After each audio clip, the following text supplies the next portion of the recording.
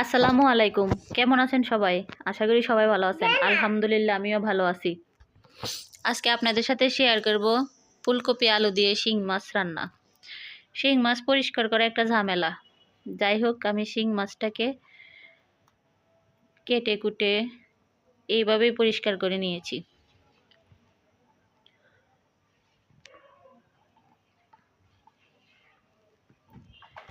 শিং মাছটা পরিষ্কার করা হয়ে গেলে আমি এখন লবণ হলুদ মাখিয়ে শিং মাছটা সুন্দর করে ভেজে নিব।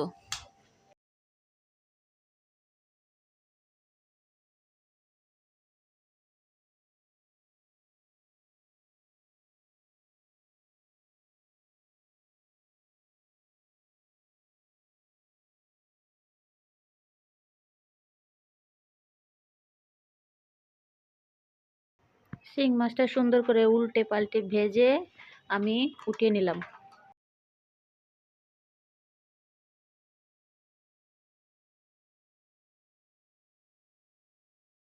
উঠানো হয়ে গেলে সেই তেলে পেঁয়াজ কুচি দিয়ে একটু নাড়াচাড়া করে তার মধ্যে আগে থেকে ধুয়ে রাখা ফুলকপি আলু দিয়ে দিলাম।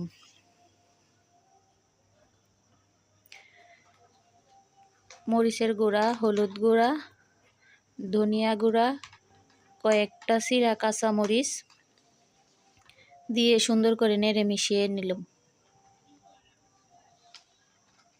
আজকে রান্নাটা আমরা দুজনে মিলে করছি, আমি আমার হাজব্যান্ড। মশলাগুলো ভালো করে মাখানো হয়ে গেলে এখন তার মধ্যে ঝোলের পানি দিয়ে দেওয়া হলো। ও লবণ দেওয়া হয় নাই। এখন লবণ দিয়ে দিল, দিয়ে আর একটু মিশিয়ে ঢাকনা দিয়ে ঢেকে রান্না করার পালা।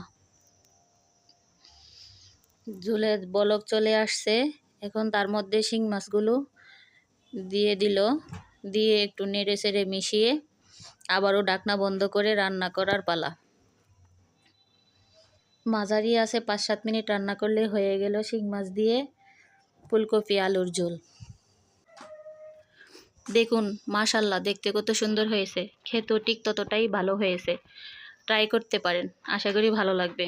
আমাদের আজকে দুপুরের মেনু ছিল টাকি মাছ ভর্তা, ফুলকপির এই তরকারিটা, লাল শাক ভাজা। চ্যানেলটি ভালো লাগলে সাবস্ক্রাইব করে দিবেন, পাশে থাকবেন। সবাই ভালো থাকবেন। আল্লাহ হাফেজ।